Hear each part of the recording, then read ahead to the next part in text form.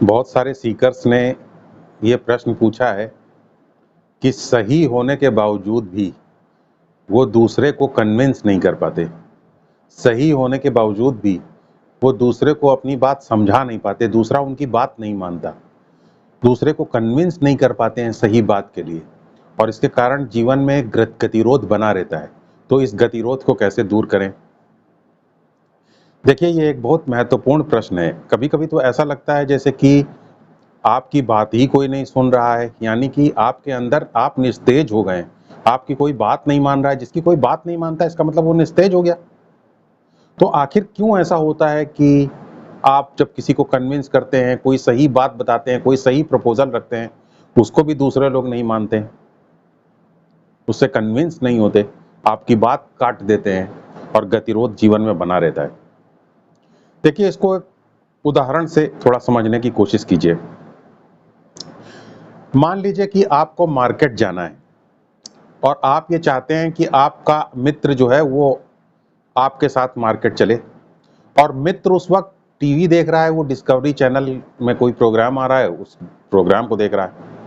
आपने अपने मित्र से कहा कि आओ जरा बाजार चलते हैं, तो मित्र ने कहा नहीं, मैं नहीं जाऊंगा क्योंकि मैं डिस्कवरी चैनल पे प्रोग्राम देख रहा हूं। और इस प्रकार आपकी बात आपके मित्र ने काट दी। अब आप फिर से जोर डाल रहे हैं कि अरे भाई चलो, बहुत जरूरी है चलना। तो उसने कहा नहीं नहीं भाई, अभी तो मैं नहीं जा पाऊंगा क्योंकि मैं एक बहुत इंपॉर्टेंट प्रोग्राम देख रहा हूँ। तो आपने कहा नहीं नहीं, अरे भाई चलना पड़ेगा। तो उसने कहा नहीं भाई, अभी नहीं मैं जा पाऊंगा। और जितना आप उससे उसको उससे एक जिद कर रहे हैं चलने की, उतना ही वो आपको मना करता जा रहा है कि नहीं नहीं, मैं नहीं चलूंगा। और इस प्रकार एक स्टेज ऐसी आई कि आपके अंदर भी थोड़ी नाराजगी हो गई और गतिरोध पैदा हो गया। इस प्रकार का गतिरोध सामान्यतः परिवार में और रिलेशनशिप में हर जगह देखने को मिलता है। अब जरा इसको फोर्सेस की टर्म्स में समझिए। जब आप किसी से को मोटिवेट करते हैं, कन्विंस करने की कोशिश करते हैं किसी काम को करने के लिए, तो इसको मान लीजिए हम कहते हैं फर्स्ट फोर्स या मोटिवेटिंग फोर्स।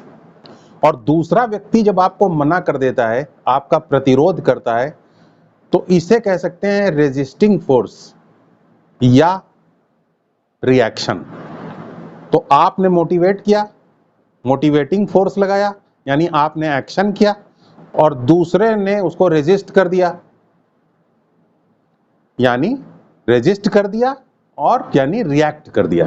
तो दो फोर्सेस हो गए, एक मोटिवेटिंग फोर्स और दूसरा रेजिस्टिंग फोर्स।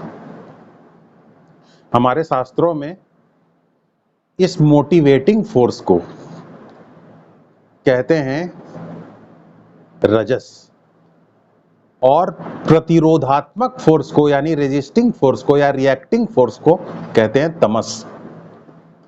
याद रखिए, यहां पर एक बहुत महत्वपूर्ण बात है, और विज्ञान भी इसके चक्कर में फंसा हुआ है। रजस को आप जितना ज्यादा बढ़ाएंगे, तमस उतना ज्यादा बढ़ता जाएगा। यानी कि आप जितना ज्यादा मोटिवेटिंग फोर्स को बढ़ाएंगे, जितना ज्यादा दूसरे को एम्फेसाइज करेंगे, दबाव डालेंगे, उतना ही उसका रेजिस्टेंस बढ़ता जाएगा, उतना ही उसका प्रतिरोध बढ़ता जाएगा। इसलिए रजस बढ़ाने का कोई फायदा नहीं है। गतिरोध को आप तोड़ नहीं सकते हैं रजस को बढ़ा करके या मोटिवेटिंग फोर्स को बढ़ा करके, क्योंकि जितना आप मोटिवेटिंग फोर्स बढ़ाएंगे उतना ही उसका प्रतिरोधात्मक बढ़ता चला जाएगा। इसी को तो न्यूटन ने अपने थर्ड लॉ में कहा है, न्यूटन्स लॉज ऑफ मोशन में, कि every action has an equal and opposite reaction. हर क्रिया की एकदम समान प्रतिक्रिया होती है, यानी हर रजस की समान तमस से उसका प्रतिक्रिया बराबर होती है। यानी रजस चाहे जितना बढ़ा दें, एक्शन जितना बढ़ाएंगे उतना ही ज्यादा रिएक्शन हो जाएगा। तो यानी डेडलॉक तो हमेशा बना रहेगा। तो आखिर इस गतिरोध को कैसे तोड़ें? देखिए, विज्ञान सिर्फ दो ही फोर्सेस को समझ पाता है, रजस और तमस। मोटिवेटिंग फोर्स और रेजिस्टिंग फोर्स, सिर्फ दो ही फोर्सेस को विज्ञान समझता है। लेकिन हमारा शास्त्र जो है एक तीसरे फोर्स के बारे में भी बात करता है, और वो तीसरा फोर्स कहलाता है सत्वा, यानी सत्व। सत्व जो है ये बड़ा इनविजिबल टाइप का फोर्स होता है, ये बहुत ही रहस्यमय है, ये कभी दिखाई नहीं देता। और इनफैक्ट हमारे शास्त्रों में जो ये तीन फोर्सेस बताए गए हैं, इसका गलत इंटरप्रिटेशन कर करके इनके रहस्य को ही समाप्त कर दिया गया है। त्रिगुणात्मक प्रकृति, त्रिगुणात्मक प्रकृति चिल्लाते रहते हैं। त्रिगुणात्मक प्रकृति का वास्तविक रहस्य क्या है, ये समझ ही नहीं सके। तो हमारा शास्त्र जो है ये एक तीसरे फोर्स के बारे में बताता है और इस तीसरे फोर्स को हम कहते हैं सत्व। तो आप जब तीसरे फोर्स को लगाएंगे तब गतिरोध टूटेगा। शास्त्र ये कहता है गतिरोध हमेशा तीसरे फोर्स की वजह से टूटता है और वो तीसरे फोर्स को हम कहते हैं सत्व यानी इंटेलिजेंस, यानी न्यूट्रलाइजिंग फोर्स, यानी बैलेंसिंग फोर्स, जो दोनों फोर्सेस के बीच में, एक्शन और रिएक्शन के बीच में बैलेंस करने का काम करता है, संतुलन बैठाने का काम करता है, उसे कहते हैं सत्व। तो सत्व कैसे लगाएंगे?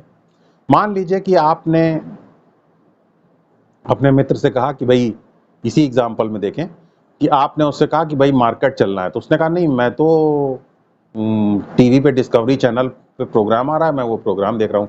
तो आपने मोटिवेटिंग फोर्स लगाया, यानी आपने रजस लगाया और उसने तमस से उसका प्रतिरोध किया। तो आपको अब क्या करना है कि आपको रजस नहीं बढ़ाना है, क्योंकि अगर आप रजस बढ़ाएंगे तो उतना ही वो तमस बढ़ा देगा। कहने का मतलब आप मोटिवेटिंग फोर्स बढ़ाएंगे तो उतना ही वो प्रतिरोधात्मक फोर्स बढ़ा देगा या रेजिस्टिंग फोर्स बढ़ा देगा। आप जितना एक्शन बढ़ाएंगे उतना वो रिएक्शन बढ़ा देगा। तो आपको क्या काम करना है, बजाय कि मोटिवेटिंग फोर्स बढ़ाने के थर्ड फोर्स यानी सत्वा इंट्रोड्यूस कर देना है। तो सत्व कैसे आप इंट्रोड्यूस करेंगे? आप देखिए तीसरा फैक्टर कैसे आता है। आपने उससे कहा कि भाई बाजार चलना है, उसने कहा नहीं डिस्कवरी चैनल पे प्रोग्राम आ रहा है, मैं नहीं जा सकता। तो आपने कहा हाँ भाई तुम्हारी पसंद की buy one get two pack ice cream भी तो लेनी है बाजार से। तो जैसे ही आपने आइसक्रीम का नाम लिया तो आपने एक थर्ड फैक्टर उसके अंदर इंट्रोड्यूस कर दिया। जैसे ही थर्ड फैक्टर आपने इंट्रोड्यूस किया तब तुरंत आपके दोस्त का जो रेजिस्टेंस था, प्रतिरोध था, तमस था, वो कमजोर पड़ गया। और जैसे ही कमजोर पड़ा तो अब आपने तीसरे फैक्टर के साथ जब उसको कन्विंस करने की कोशिश की तो टीवी स्विच ऑफ करके आपके साथ चल दिया। तो याद रखिए गतिरोध हमेशा तीसरे फैक्टर के यानी तीसरे फोर्स के इंट्रोड्यूस करने से टूटता है। एक मैं दूसरा उदाहरण दे रहा हूं, इससे आप समझिए। मान लीजिए कि आपको पता है कि आज का समय बहुत खराब है और मेडिकल बिल्स बहुत ज़्यादा होते हैं, तो आपको हॉस्पिटल में किस इलाज कराने के लिए बहुत ज़्यादा पैसा चाहिए, ये आपको पता है, ये इतनी आपकी समझ है, आप इतनी बात समझते हैं। अब हॉस्पिटल में इलाज कराने के लिए पैसा कहाँ से आएगा? मेडिकल इंश्योरेंस कराने से वो पैसा आ सकता है, लेकिन मेडिकल इंश्योरेंस के करने वाली कंपनियों के ऊपर आपको भरोसा नहीं। आपको लगता है कि ये बेवजह पैसे लूटते रहते हैं, बेवजह बड़े बड़े इंस्टॉलमेंट्स वसूल करते रहते हैं और बाद में जो है ये या तो पैसा नहीं दे पाते हैं या कोई बहाना कर देते हैं। इस प्रकार आपके अंदर एक ओपिनियन बनी हुई है। तो आपको पैसे की जरूरत है, आप समझते हैं कि मेडिकल बिल को पूरा करने के लिए पैसे की जरूरत है। इतनी बात अगर आप समझते हैं, इसका मतलब आपने मोटिवेटिंग फोर्स लगा दिया है। मोटिवेटिंग फोर्स आपके अंदर है, एक्शन आप एक्टिंग फोर्स यानी एक्शन फोर्स आपके अंदर है, यानी रजस आपके अंदर है। लेकिन जब आप ये मेडिकल इंश्योरेंस करने वाली कंपनियों के ऊपर ट्रस्ट नहीं कर पाते, उनके ऊपर उदासीन है, उनको लेकर के उदासीन है, तो इसका मतलब उनको लेकर के तमस भी आपके अंदर है। तो रजस और तमस एक दूसरे को बैलेंस किए रहते हैं और आपके अंदर गतिरोध बना रहता है और आप कुछ भी नहीं कर पाते हैं, सिवाय आप चिंता करते रहते हैं कि मेडिकल बिल कैसे पे होगा। अब फर्ज कीजिए आप किसी दिन एक हॉस्पिटल में गए और वहाँ हॉस्पिटल के बिलिंग सेक्शन में आपने कुछ पैसा पेमेंट करने गए, तो वहाँ डॉक्टर ने, वो जो अकाउंटेंट बैठा है, उस अकाउंटेंट ने कहा कि आप अपना मेडिकल इंश्योरेंस वाला कार्ड मुझे प्लीज़ दीजिए ताकि मैं बिलिंग कर सकूँ। तो आपने कहा कि मेरे पास तो वो कार्ड है ही नहीं क्योंकि मैंने इंश्योरेंस नहीं कराया। अब मेडिकल अकाउंटेंट ने आपकी तरफ एक आश्चर्यजनक निगाह से देखा और उसके बाद आपसे कैश ले लिया। अब जब उसने एक आश्चर्यजनक निगाह से आपकी तरफ देखा तो आपको ये लगा कि अरे क्या सभी लोगों के पास आजकल मेडिकल कार्ड इंश्योरेंस का कार्ड होता है, मेरे ही पास नहीं है। अब देखिए ये है थर्ड फोर्स। अब थर्ड फोर्स लग गया, अकाउंटेंट का उस तरीके से आपकी तरफ देखना थर्ड फोर्स लग गया, यानी सत्वा अब आ गया, थर्ड फैक्टर, और आपने तुरंत इंश्योरेंस करा लिया क्योंकि आपका गतिरोध अब टूट गया। आपका जो मेडिकल इंश्योरेंस करने वाली कंपनियों थी उनके ऊपर जो आपका डिस्ट्रस्ट था, जो तमस था, वो कमजोर पड़ गया और आपने मेडिकल इंश्योरेंस करा लिया क्योंकि सभी लोग मेडिकल इंश्योरेंस करा रहे हैं, इसलिए आपने भी मेडिकल इंश्योरेंस करा लिया। तो याद रखिए पैसे की बहुत ज्यादा ट्रीटमेंट करने के लिए, मेडिकल ट्रीटमेंट करने के लिए पैसे की बहुत ज्यादा जरूरत होती है। इस बात की समझ को जितना ज्यादा आप बढ़ाते जाएंगे उससे गतिरोध नहीं टूटेगा। गतिरोध टूटता है थर्ड फैक्टर को इंट्रोड्यूस करने से, बैलेंसिंग फोर्स को इंट्रोड्यूस करने से, सत्व को इंट्रोड्यूस करने से। तो जब सत्व आप इंट्रोड्यूस कर देते हैं तुरंत गतिरोध टूट जाता है। एक तीसरा उदाहरण मैं आपको जरा दे रहा हूं। मान लीजिए कि हस्बैंड और वाइफ के बीच में कुछ कॉन्फ्लिक्ट हो गई और हस्बैंड जो है वो कहीं दूसरी जगह जाकर के रहने लगा, किसी दूसरे के साथ रहने लगा। अब वाइफ कंप्लेंट कर रही है कि देखो इसने मेरे साथ धोखा किया, ये दूसरे के साथ चला गया, दूसरे के साथ रह रहा है, ये बहुत खराब आदमी है, ये बहुत धोखेबाज आदमी है, ये बहुत निकृष्ट आदमी है। इसका मतलब उसको वापस आना चाहिए, वापस आना चाहिए, ऐसा दबाव वाइफ ने बार बार बात करके करने लग गई। तो इसे कहेंगे मोटिवेटिंग फोर्स। वाइफ ने मोटिवेटिंग फोर्स लगा रही है, यानी एक्टिंग फोर्स लगा रही है, यानी रजस को अप्लाई कर रही है। और हस्बैंड आने के लिए तैयार नहीं है, वो कह रहा मैं नहीं आऊंगा, मैं इन्हीं के साथ ठीक हूं, मैं बिल्कुल नहीं आऊंगा। यानी हस्बैंड आने के लिए तैयार नहीं है, वो प्रतिरोधात्मक फोर्स लगा रहा है, यानी वो तमस का फोर्स लगा रहा है। अब मान लीजिए वाइफ जो है वो लगातार रजस का यानी मोटिवेटिंग फोर्स को बढ़ाती चली जाए, तो जितना मोटिवेटिंग फोर्स को वाइफ बढ़ाएगी उतना हस्बैंड जो है रेजिस्टिंग फोर्स को बढ़ाता चला जाएगा, प्रतिरोधात्मक बल को बढ़ाता चला जाएगा।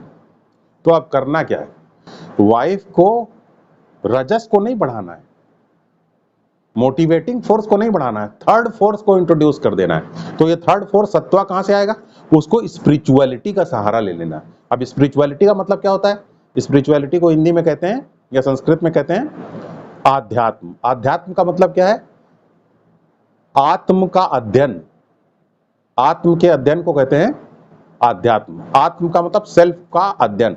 तो जब आप सेल्फ को स्टडी करते हैं, सेल्फ के बारे में जानने की कोशिश करते हैं, तो आप ज्यादा कॉन्शियस हो जाते हैं, आपको अपने ऊपर ज्यादा कंट्रोल हो जाता है, आप अपने इमोशंस को ज्यादा अच्छे तरीके से मैनेज कर पाते हैं। तो आपने क्या किया, एक थर्ड फोर्स को अप्लाई किया, इमोशंस को मैनेज करना सीख लिया, स्ट्रांग बनना सीख लिया। ये जैसे ही थर्ड फोर्स आपने इंट्रोड्यूस किया तो आपके अंदर अपने इमोशंस को मैनेज करने का आकर्षण पैदा हो गया।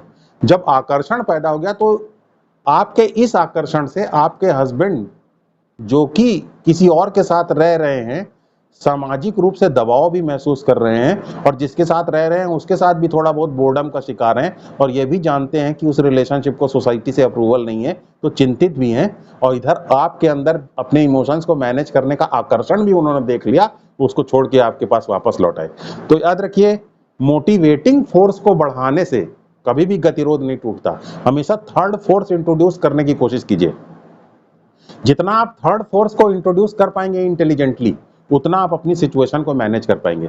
साइकोलॉजी के साथ यही प्रॉब्लम है, साइकोलॉजी थर्ड फोर्स को नहीं इंट्रोड्यूस करता है। विज्ञान के साथ यही प्रॉब्लम है, विज्ञान थर्ड फोर्स के बारे में जानकारी नहीं रखता, क्योंकि थर्ड फोर्स इनविजिबल फोर्स है, थर्ड फोर्स दिखाई नहीं देता है, इसे हमारी इंटेलिजेंस के द्वारा हमें अप्लाई करना पड़ता है। तो इस प्रकार जब आप थर्ड फोर्स को इंट्रोड्यूस करने का ये रहस्यमय विज्ञान सीख जाएंगे, सत्य का सहारा लेकर के गतिरोध को तोड़ने की कोशिश करेंगे, तो गतिरोध तुरंत टूट जाएगा और आप सफल हो सकेंगे।